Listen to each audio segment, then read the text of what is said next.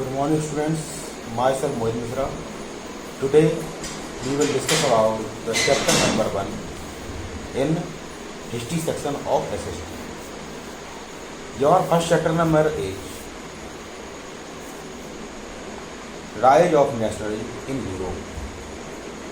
Rise of Nationalism in Europe. Europe में राष्ट्रवाद का उदय। क्या हुआ कि विजन ऑफ नेशनलिज्म क्या है बेटा, कि liberty, equality, democracy and Republic. कौन कौन से? लिबर्टी, इक्वलिटी, डेमोक्रेसी और रिपब्लिक। ये 4 कॉर्नर स्टोन्स रहे हैं जो किसी भी नेशन स्टेट को बनाने के लिए रेस्पॉन्सिबल थे, और ये सभी कहाँ थे? यूरोप में मौजूद थे। But in the earlier time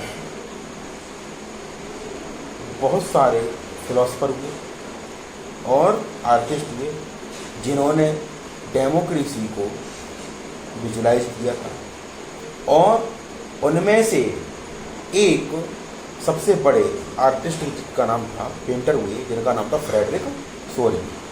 ठीक है, ये एक महान चित्रकार हुए जिन्होंने 4 पेंटिंग्स बनाई। ठीक है, जिन्होंने 4 इमेजेस बनाई थी, और इन पेंटिंग्स में, इन इमेजेस में उन्होंने बर्ड को विजुलाइज करने की कोशिश की।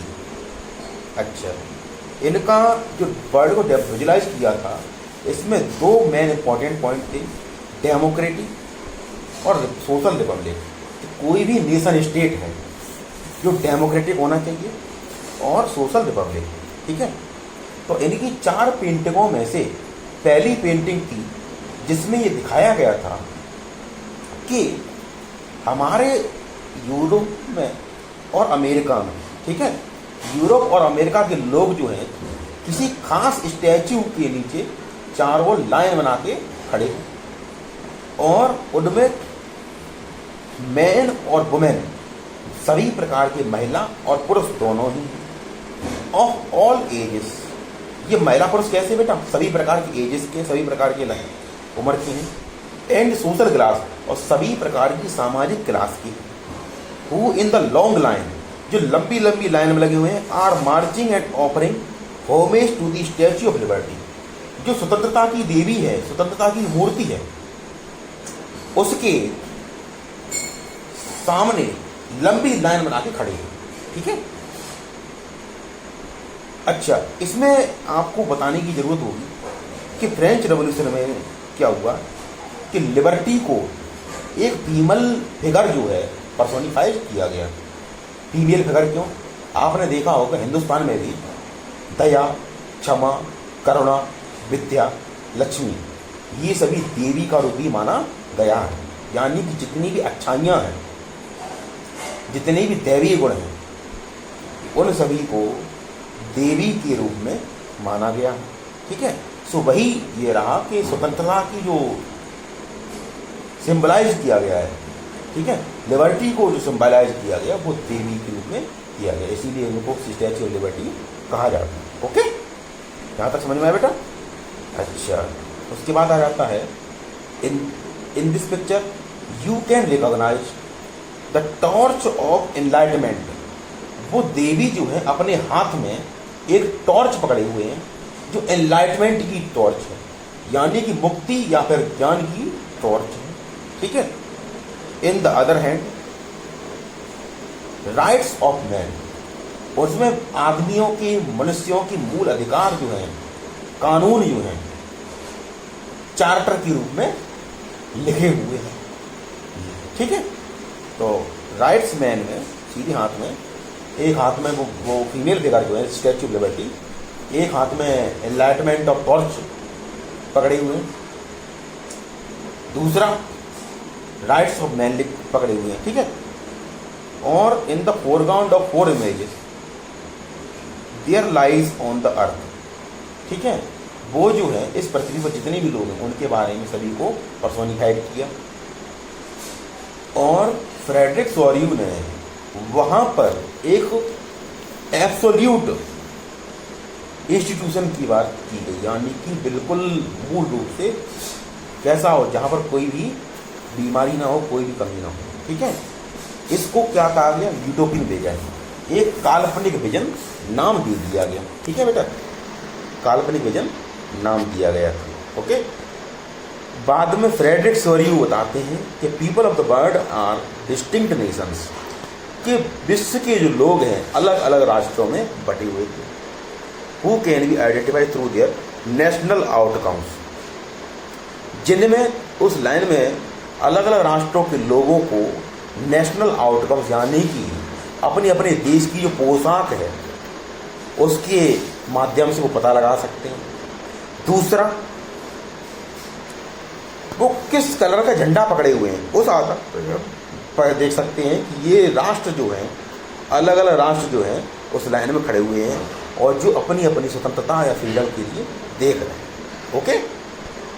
इस स्टैच्यू ऑफ लिबर्टी के रास्ते में यूनाइटेड स्टेट्स ऑफ अमेरिका और स्विट्जरलैंड जो है सबसे आगे खड़े हुए दिखाई देते हैं, यानी कि अमेरिका और स्विट्जरलैंड ने इंडिपेंडेंस गेन कर ली है, ओके। और फ्रांस जो है वो अपना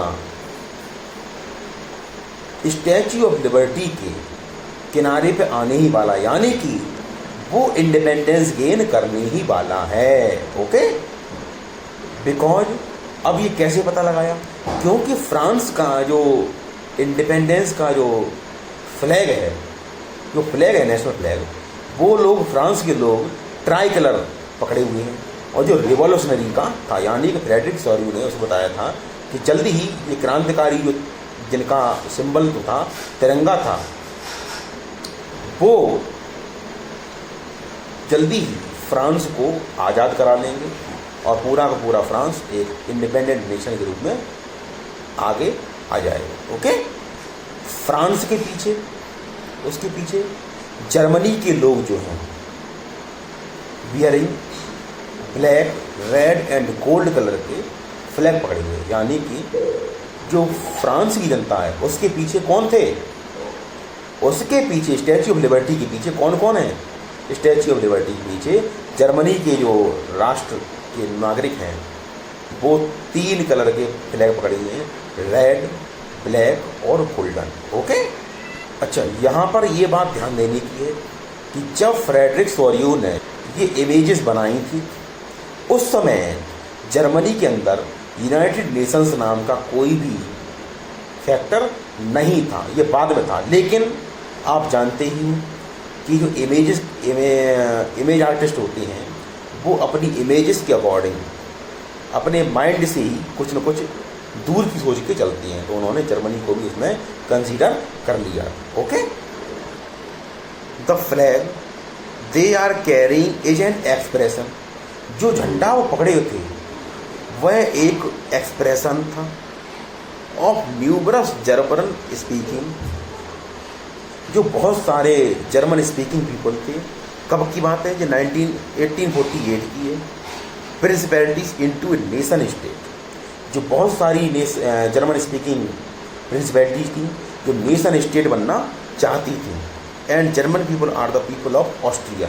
अच्छा, जर्मन पीपल जो थे, जर्मनी भाषा के लोग जो थे, वे व्यक्ति जर्मन भाषा बोलते थे, ऑस्ट्रिया के थे, ठीक है।